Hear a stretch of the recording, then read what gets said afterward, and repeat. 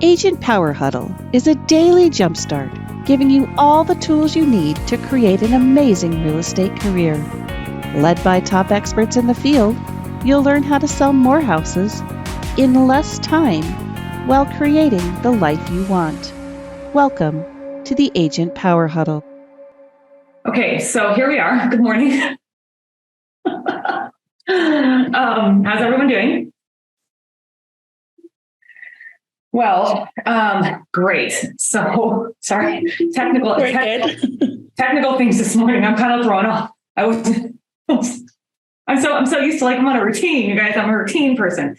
Okay, so we are going to talk about hiring. I know this is a topic that a lot of people have asked about in the past. And I'm going to put this out there. I am still growing, right? So my experience hiring, I'm really, really good at hiring people really fast. But without actually taking the time up front I've learned this from hiring, not necessarily hiring the people who just were not right for my business. I have learned that you've got to take the time up front to really determine what you should do. The first question that people always ask me, and the number one question people always ask me is, what do I hire first? Who do I hire first? How many of you have asked that question? What's the first role I should hire? And how many of you have been told 5 different answers? I've been told TC, admin, VA, blah, blah. I mean, you've named it. I've been told multiple different answers of who to hire first. And do you know why? It's because everybody's business is different. Everybody has a different need in their business. And there is not one right answer as to who to hire first. Okay.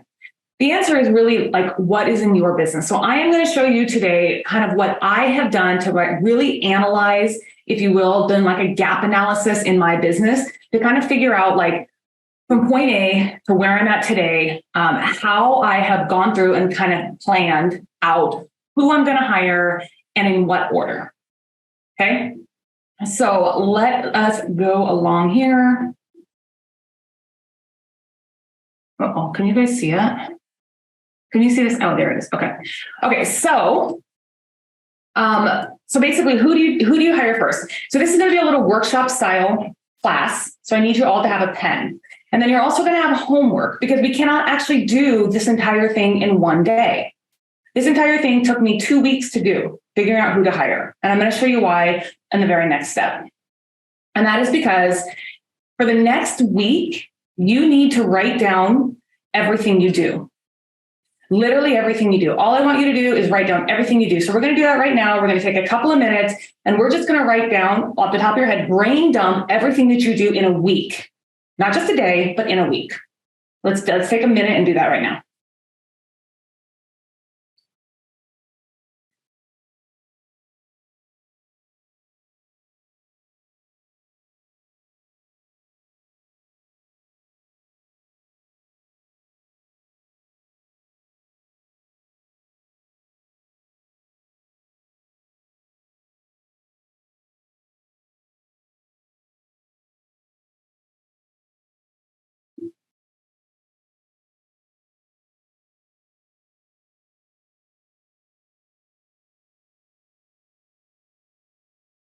Okay.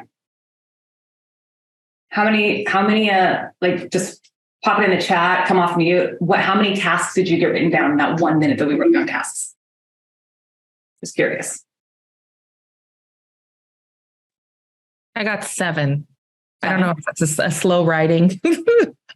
I mean, we only had a minute. I'm asking you to write down everything you do in a day. And it's really hard when you're put on the spot to think of everything you do. Right. So anyone else? Did you guys, anyone get 15, 20 things? It has to be only business related or in general?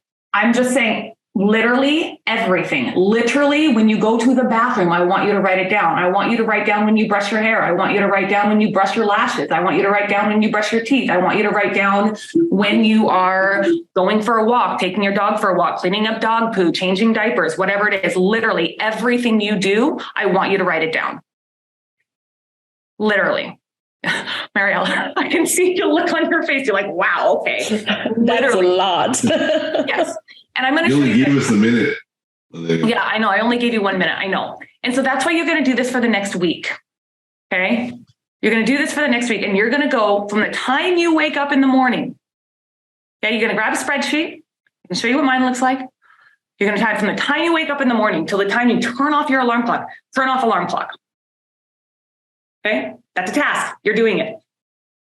Okay? From the time you go to bed, like, what are you doing? Every little thing, every single day, I want you to write it down. And it's going to get very, very tedious, and it's going to feel like a pain in the ass because you're like, I have to write this all down. And then you're going to wonder, why am I doing this?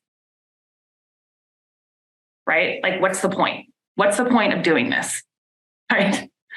Well, I'm going to tell you why here in just a minute, because the reason you're going to do this for the entire week is because once you're done with the task, you're going to rate your energy. You're going to rate, how do you feel? Not energy that you're putting into it, but how do you feel after it? Right? Something that makes you feel really, really high energy. Like, for example, I put on mine a host skin in the game call. Okay, that was one of the things that I put down. That makes me feel amazing. I love it. Okay, that's a 1. The other thing I wrote down of how I feel for like a 4, for example, something that's on the worst possible thing.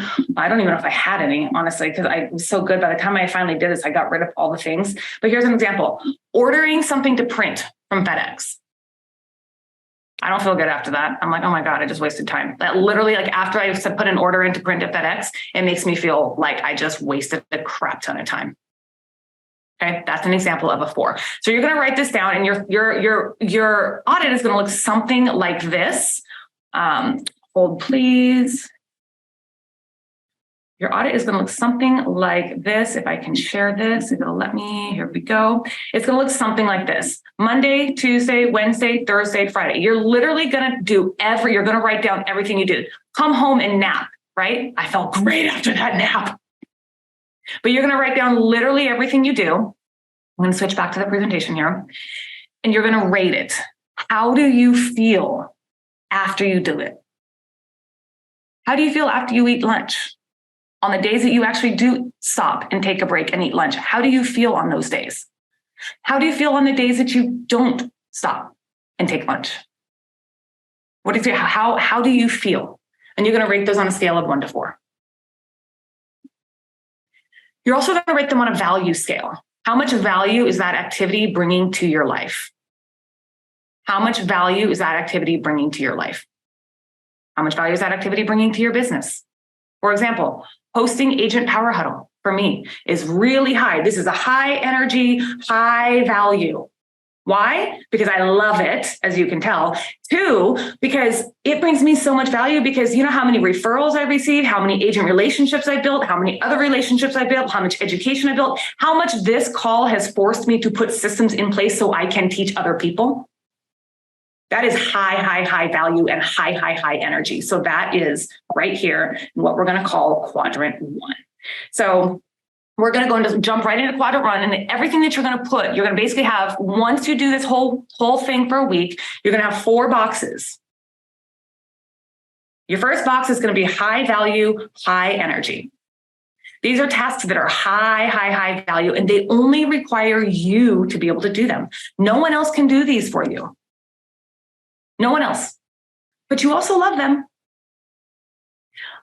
Some examples of what I put in here was negotiation. No one else can negotiate like I can. Not in my business. I'm the best negotiator in my business, and I should be, right? High value, high energy. Number 2, strategy. No one else in my business is involved with strategy. That is a Lynea thing. Anyone who's on my team, they're coming to help execute the strategy and contribute their ideas to the strategy. But ultimately, the business strategy is mine. Why? It brings me a lot of energy. I love it, as you probably have figured that out. But I also, it also is what brings me the most amount of value. In my opinion, the other thing that belongs in this business, this quadrant, is marketing. And I say that because I am so dialed into my marketing right now. I am so dialed into my client avatar. And as many times as I have tried to hire a marketing service to help me with my marketing strategy, I've tried to hire a marketing service to help me here and help me there. My marketing now is the best it's ever been because I am doing it 100%. So things that you're doing after you do this audit for a week, you're going to come through and you're going to start putting these tasks in these boxes. Okay. Why does it do that? Okay, there we go. The next box is going to be those things that you ranked like a quadrant. They ranked them on a 2. They bring you energy, but they may not have a lot of value to your business. Okay. These are things like Canva. I personally hate Canva. For me, that's low value and low energy, but some people love Canva. Some people live in Canva and that's all they want to do. But is playing around and designing a document in Canva, is that really bringing a lot of value to your business? I mean, it is, right? But is it something that like you could potentially delegate to someone, even though you love to do it, right? Could you, if you got rid of some of these things, could you really focus more of your time here in this box? Because this dark blue box, that's where we want to be. I should have done this in like bright pink or something. Okay. Are you tracking? Kind of following along? Okay. The next thing that we're going to do is we're going to take those quadrant 3, the things that you ranked on a 3, and we're going to put them in this box. These are the things that are super high value, but I get 0 energy from them. Here's an idea. Prospecting. Right? Prospecting. You love prospecting? Who loves prospecting? I'm going to take this off screen share for minutes. I actually want to see hands raised if you love prospecting. Like love. Like, oh my God, I can't wait to prospect. Literally no one loves prospecting. Unless you're an ISA. ISAs love prospecting. Okay. But if you don't love prospecting, but you know it brings you high value, that's a high value, low energy activity. Make sense? And the other one is like following up, nurturing, like reaching out to people who are not calling you back, right? That's like, I don't love doing it, but that's high value because usually they're going to get back to me at some point. Right? Calling people and not getting a response. The other one that is a high value but low energy for me is video texting, video happy birthday messages. I'm not going to lie. I do them, but those to me are low energy. They don't bring me a lot of energy doing them. To me, that's like a task. No matter how much I try to like figure out how to do it and make it feel like it's going to be fun. To me, video happy birthday messages are just not always the same. Or just not always that fun. You know what else isn't fun for me is we're going to talk about that in the next quadrant. We'll have to wait for a second. Sorry. Jumping ahead of my own self. Okay, here we go. So this is a really good idea. Prospecting. These are things that have a high impact on your revenue generation, but they're not within your expertise. I mean, even though you probably are an expert prospector, we have to be, but you don't love them. Right? Maybe these require certain skills or knowledge that you don't have right now, or that you just don't have the time to learn. Like, you know, prospecting, you guys. I say prospecting because that is the number one thing that we should be doing as real estate agents, and we don't like to do it. So here we go. But it's a high value because we have to prospect in order to make business happen. But could it potentially be something that you could train someone else on what you need them to know, and they could do it for you while you can focus more time on here? Okay, and the fourth quadrant is low value, low energy.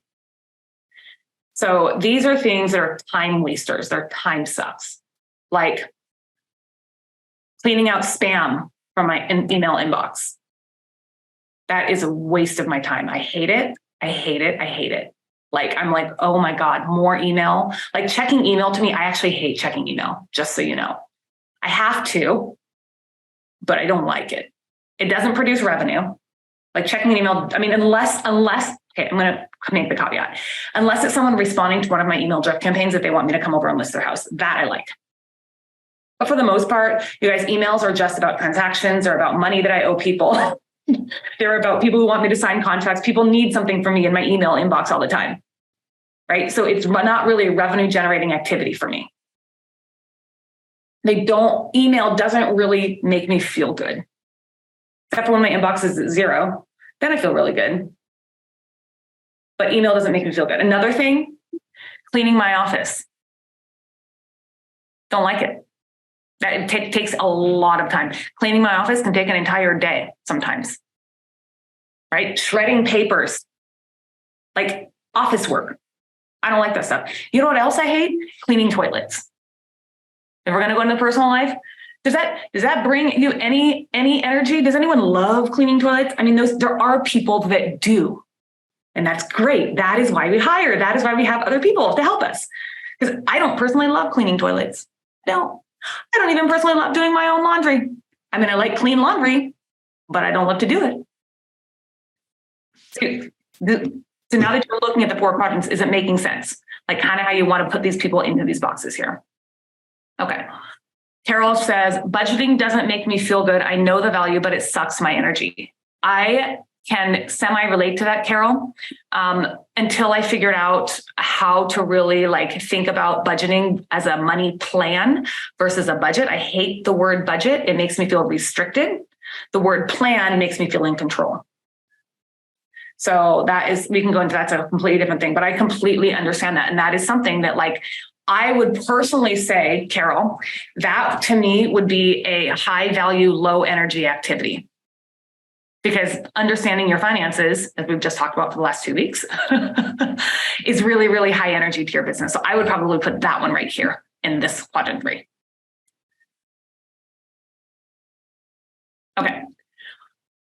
So who wants to share some of the activities that you put in some of these quadrants? I would love to know. Who wants to share what you put in like low value, low energy?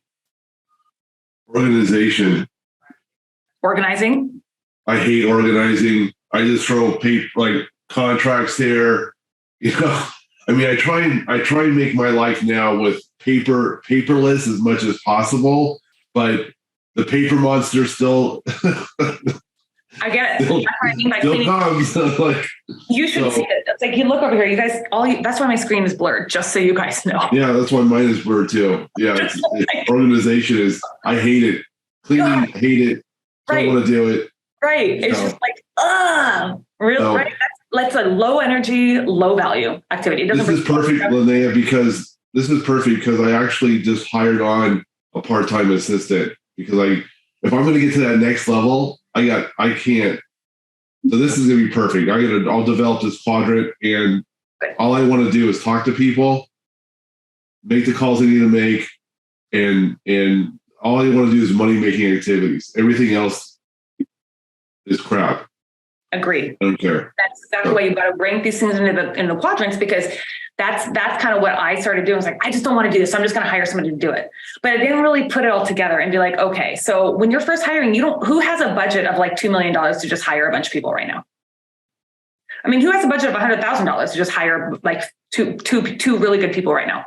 Or even one person? You don't. Okay. We all have a budget of maybe $2,000 a month, maybe. Okay. So that's a VA, right? But what can you delegate to a VA? That's the question. What do I do? How do I delegate to a VA? You can't delegate for Kevin and me, you can't delegate a VA to come clean my office. That's not going to work. Yeah. But Kevin, organizing goes hand in hand with like Google Drive storage, right? My Loom video, I look at my Loom video library. I'm like, oh my God, like there's been some organization to it, right? And so it's like semi there, which is good. But like now I'm like, do I even have a video for that? Like trying to just maintain all a video library. Like how many of you put out video content all the time? I do. No, that's what I wanted. 255 videos on my YouTube channel, plus, I don't know, 500, 600 videos in my Loom library. I mean, I have so much video content. How am I supposed to keep all of that organized? Who knows? But is that really the best use of my time to figure that out? No, because it's clogging up my brain. Is it a better use of my time to pay somebody who might specialize in organization, or somebody who has really strong detail or analytical skills who can actually like take that and say, okay, Lynea, I know that you want these all organized. Tell me what you want and let me do it for you. Is that worth my money? Yes, because I'm going to pay somebody money, but in the meantime, it's taking that off my plate. Right? I can clear up my brain all of a sudden. Oh my gosh, you have a system to get us organized. Great. Right? Clears up my brain, which also clears up my time, which allows me to focus on that first quadrant. Anybody else want to share what you wrote in any of these quadrants? What about the high value, low energy one? I think a lot of people get stuck on that one.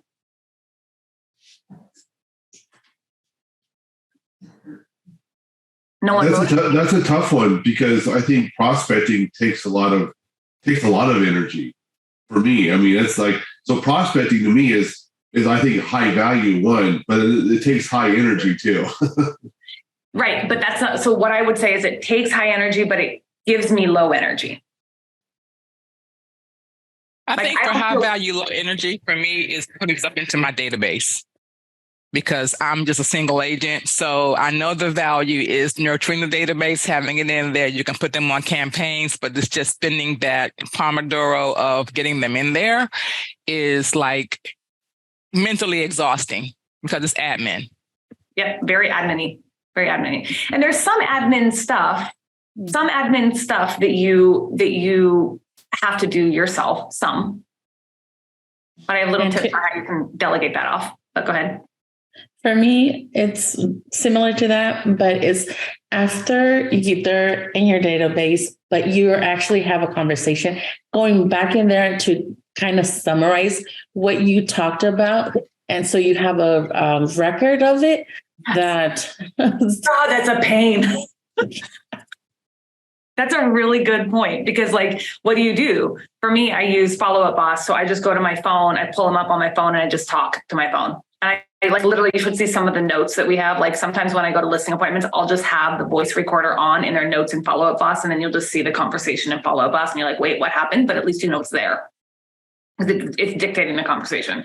That's like my little tip for that. But yes, that is a pain. The other pain for me is when I get someone to add into my database, but it's not from like, or my Zap's not working, right? I need it to be added into my database, but then like the Zap's not working. So it has to be done manually. And then I have to figure out the Zap. Like figuring out Zapier, that is high value, all the automations. It doesn't bring direct revenue to my business, but it does free up a lot of time to focus on more. But literally that is a pain. Zapier, but I got to tell you, sometimes you just got to figure out how to use it. But, you know, again, trying to find people to like delegate these things out to. Nina. Hi. Okay. I was a few minutes late to the call. I have a question. I love that we're going to do this, but can I ask you, what are we going to do with this information?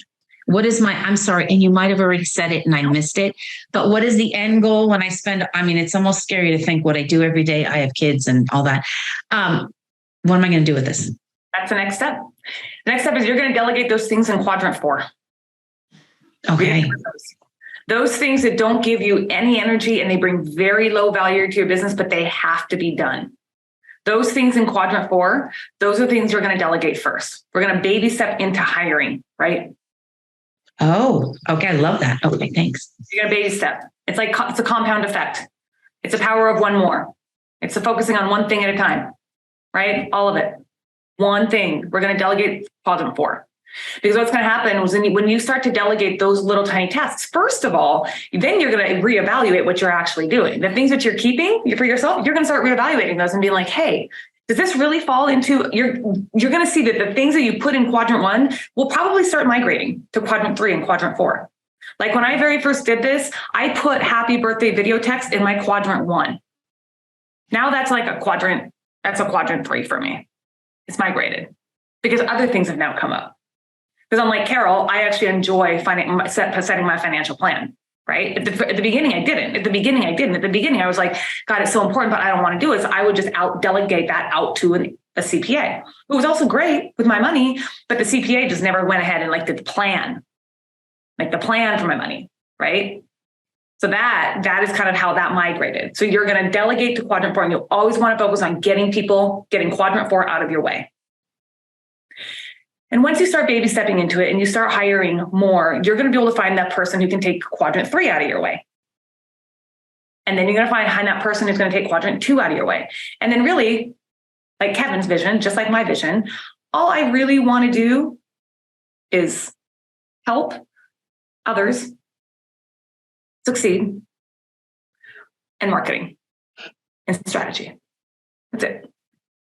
There's a really good book out there called A CEO Only Does 3 Things. A CEO only does 3 things. I would highly, highly, highly recommend that book for anybody who feels like you're in a hamster wheel of real estate. If that is you, I don't know. Oh, I don't know. I'll see if I can find it on Audible. I read it last night. I listened to it last night. Can I ask you one more question? Yeah. How often do you do this study? Like once a month, every quarter? Once a quarter. Okay. When I'm doing my quarterly goal setting, Trey Taylor is here. It's CEO only does 3 things, and it's called Finding Your Focus in the C-Suite. A CEO, I'm going to link it. I have the Amazon link right here. So I do it once a quarter, and it's really like, it's a time study. You guys can look it up. I mean, I just kind of took a time study and along with what I know from being Lean Six Sigma certified. That's such a hard one for me to say.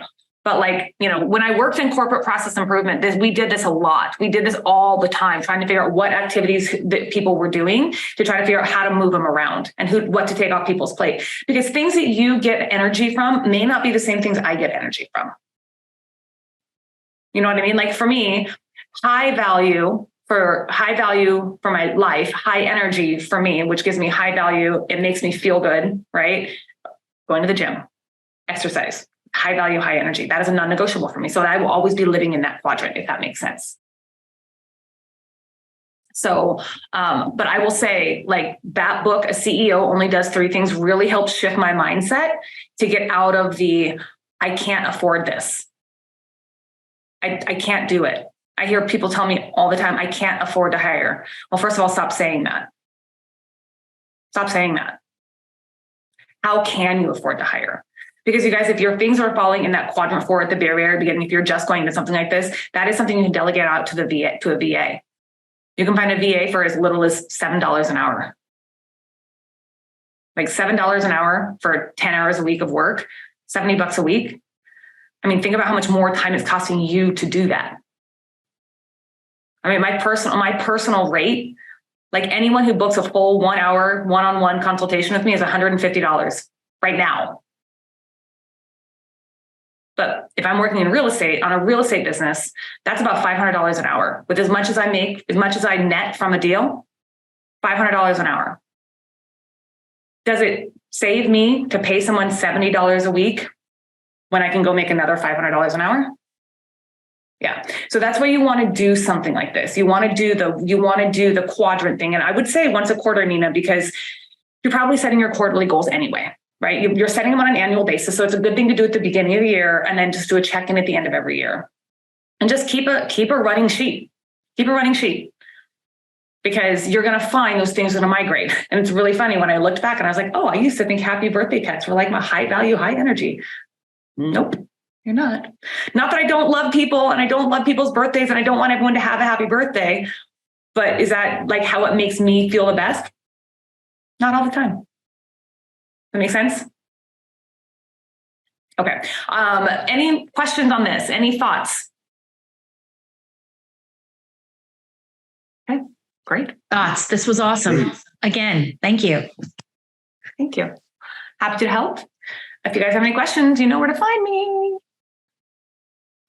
Actually, do I have one question? Yeah. So you're looking for your VA to delegate these things to. What would be the best source to find a good VA? Have you ever hired a VA before? Mm-mm. I would probably hire a company. My very first VA, I hired a company. Mm-hmm. And I used a company called Outsourced Doers because they were really trained in digital marketing. Going back, I would probably hire a different one. I would probably hire an admin, a VA admin. And I would use a company like My Outdesk or Virtue Desk. There's quite a few out there, but you can look up VA companies. If you are used to hiring and you are used to having a job description and you have a full system and you can bring someone on as your full-time VA, you'll save a little bit of money, but you're not going to have someone like a company to help you like with the job description and the sourcing of it. But if you do, you can go to something like onlinejobs.ph and post the job description on there. And then people can come through that way.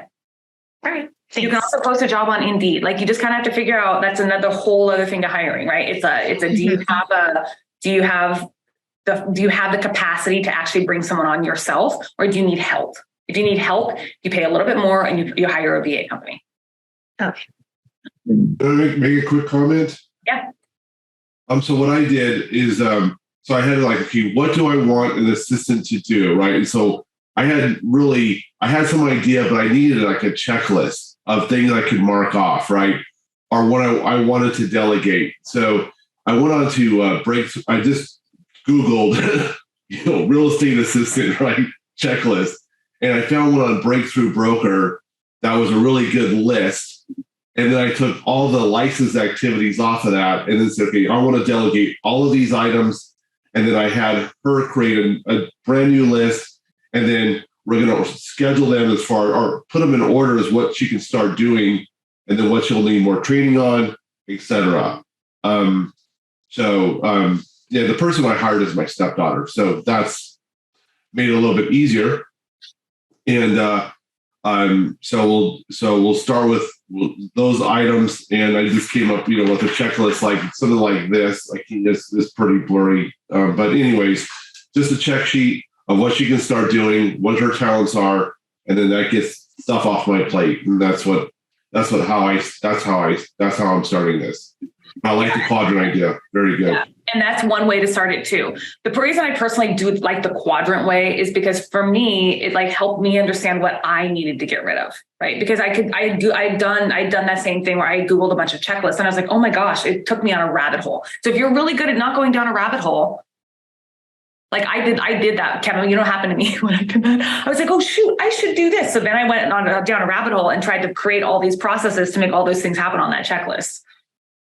So that's an awesome way to do it if that works for you. That's the awesome thing about this is there's multiple ways to do it. The quadrant thing worked for me only because it really helped me first of all, analyze my business, really analyze my time. Because, we analyze our budget. We analyze how much money we're spending. Well, you should be. You analyze your marketing. You analyze what's working on your marketing, right? You analyze when people pick up the phone. You analyze all these things. So really analyzing what you're doing on a regular basis is also just as important. Yeah. So. No, I like the quadrant. That's really good. I'm going to use it. I'll get there. I love it. Love it. You can do that with the list that you have right now. You can probably even take some of those things on that list right there, start putting those into some of those boxes and figure out which of those, is there anything on there that you really want to do or really like to do? The reality is all I really want to be doing is going out networking with people, meeting people, creating video content. It's fun. Marketing strategy, planning, and building a business. And that's it. Yeah. Yeah. The list I created these are all the things I don't want to do. Create flyers, do all this. And I'm not a creative person. So I'm numbers, contract oriented. Creativity is not my thing. And so my stepdaughter, she is very creative, video wise, editing wise, nice, creating flyers, all of that. She's an artist. So she'll be able to do a lot of this stuff that I hate doing. Yep. The other one, just so you guys put out there, is I don't really like to show homes. I don't like it. Occasionally I do, but I don't really like to show homes, you guys. I don't. So think even stuff like that. And that's okay. It's okay. It's high value, high value. But is it something I might be able to delegate? Do I need to be doing the consultation? Do I need to be doing the intake? Do I need to be doing the onboarding? Yes. Do I need to be doing the communication and the updating and all that? Yes. Do I need to be doing the driving to open up the door? Maybe not. So even think about things like that. So I know this is recorded. We'll put that on YouTube and that's going to be out there in the world for people to see now. So it is what it is. It is. Yeah, it's the mapping and scheduling. So that's another thing, Carol. Cool thing that I love about showing time is that showing time, you don't really have to map it. You just put it in order and drag it, click and drop and drag. It's really easy. I have a really, really good system for mapping and scheduling that saves time, but I don't like doing it. Right. But I get it. So if you don't show the houses, I remember in the past you mentioned that you have been using services sometime, agents going and do showings for you. Do you have specific criteria that, for example, you have to be there early, turn on all the lights, all these, representing your brands and they go overboard? You know what I'm saying with showing the house? Yes. Or we don't have that? Yes. And I mean, I'm pretty particular about who I let meet my clients. I don't just like, I have like three or four people that I call regularly to help me let meet my clients, because I like them, their personality. I like their professionalism. That's more important to me than getting there and opening and turning on the lights early. Like, to me, it's about, first of all, can I trust them? There's a lot of showing services out there, but can I trust them? Do I trust that they're actually going to be really good about following up with me, letting me know what my client was thinking, right? But I don't require them to get there early. No, I mean, I don't even show up early. I'm sorry. And how do you find out if they're going to be honest with you? Like, how do you build this relationship before that? So you feel confident. You have a conversation with them and learn. Like, you can usually tell, I mean, once you start talking to more and more people, you can usually tell within the first couple of minutes what kind of communication style that person has. And, someone who's just like trying to make some money versus someone who's actually like legitimately trying to be helpful, and somebody who's legitimately like going to be a good resource in the future that you can be a good resource for as well. So plus there's other agents that we all work with that you can know and trust. Yeah. That's what I do. I always tell my clients, like, give me feedback. Like, I had one person one time, was a newer person I hadn't worked with before. So he seemed super eager and super great on the phone. But then my client was like, yeah, I probably wouldn't use that person again. So ask your clients. I mean, that's a great thing. If you have a really good relationship with your clients, like if you're working with your true client avatar, you don't have to worry about that, right? They're going to tell you. So. Sounds great. Yep. Yeah. Did you find out why they're not going to use it? This person again? Yeah, they told me. Okay. Yeah. I always ask 100%. I always ask for feedback. I ask for feedback every time I close a deal also. So cool. All right, you guys, everyone have a great weekend. If you'd like more information or to get connected to the Agent Power Huddle, join our free Facebook group. This call was designed for the agents in our EXP organization, but open to any agent from any brokerage. If you're a guest and you're interested in learning more about EXP or our specific resources within the Agent Collective, reach out to the person who invited you to this call to get more info. Produced by the Agent Collective Media Network.